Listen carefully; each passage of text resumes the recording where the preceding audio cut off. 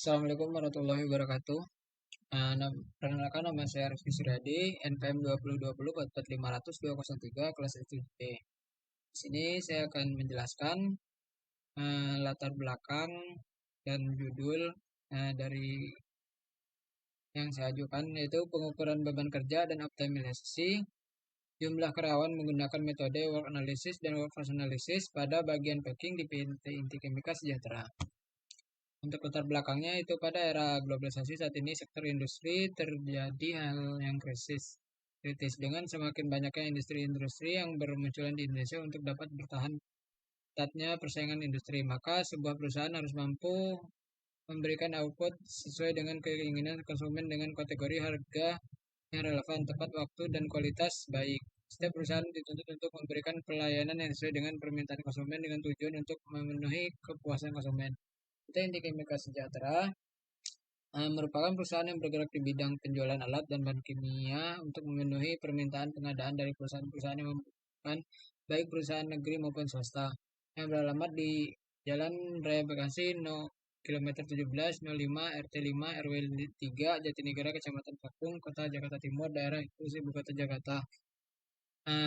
Kode pos 13930. PT Inti Kimia Sejahtera didirikan pada Desember 2015 yang bergerak di bidang penjualan dan pemasaran bahan kimia untuk industri dan kimia laboratorium, lab, sains, farmasi, makanan, dan minuman. Yang perusahaan ini memiliki 5 divisi, yaitu Sales, Finance, Project, Delivery, dan Packing. Dari kelima divisi tersebut ada salah satu divisi yang sering mengalami permasalahan, yaitu divisi Packing, di mana tingginya beban kerja yang dialami oleh pekerja divisi tersebut disebabkan karena adanya ketidakseimbangan beban kerja pada bagian packing, di mana pengalokasian jumlah tenaga kerja bagian packing masih kurang optimal. Perusahaan tidak mampu melakukan estimasi untuk menentukan alokasi jumlah tenaga kerja yang tepat dengan pertimbangan kondisi kerja, waktu kerja sesuai dengan jadwal pengiriman yang diharapkan. Untuk dapat mengatasi masalah tersebut, penelitian menggunakan metode work analysis dan workforce analysis.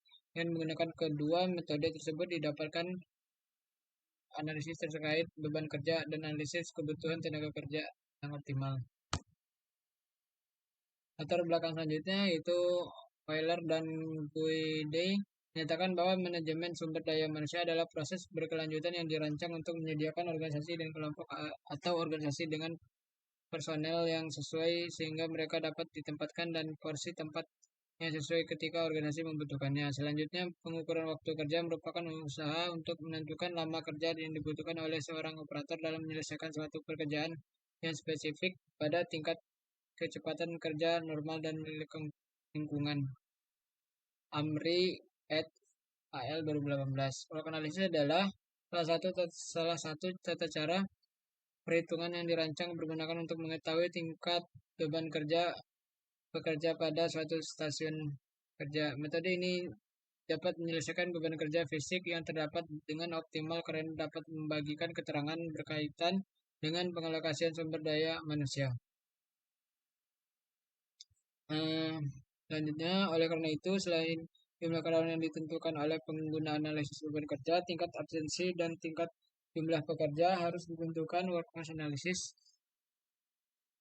Alwi et al. 2022. Kedua metode tersebut yang membahas dan mencari solusi pada beban kerja karyawan. Dengan itu, saya mengajukan judul saya, yaitu pengukuran beban kerja dan optimalisasi jumlah karyawan menggunakan metode work analysis dan workforce analysis bagian packing di PT Inti Kimia Sejahtera.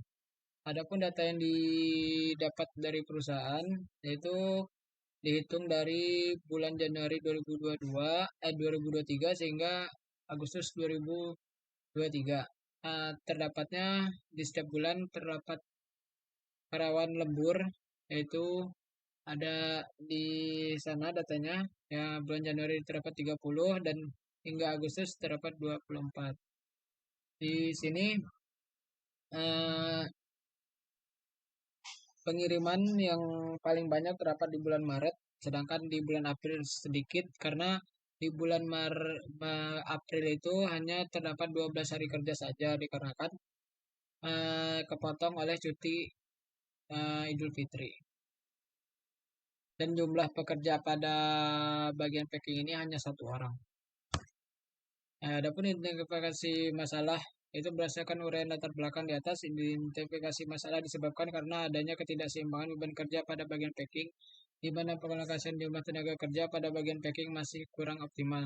Perusahaan tidak mampu melakukan estimasi untuk menentukan alokasi jumlah tenaga kerja yang tepat dengan mempertimbangkan kondisi kerja, waktu kerja sesuai dengan jadwal pengiriman yang diharapkan. Batasan masalahnya, ketiga itu data yang digunakan merupakan data periode bulan Januari 2023 hingga bulan khusus 2023. Data yang diolah hanya data dari bagian packing. Yang ketiga, penelitian ini menggunakan software Stata. Rumusan masalah. Berdasarkan uraian latar belakang di atas, maka rumusan masalah yang dapat disimpulkan dari penelitian ini adalah sebagai berikut. Yang pertama, bagaimana cara menurunkan beban kerja yang tinggi agar dapat menentukan jumlah pekerja yang optimal yang seharusnya dimiliki perusahaan. Yang kedua, bagaimana cara menentukan alokasi jumlah karyawan yang optimal yang sesuai dengan beban kerja karyawan pada bagian packing di PT Timika Sejahtera.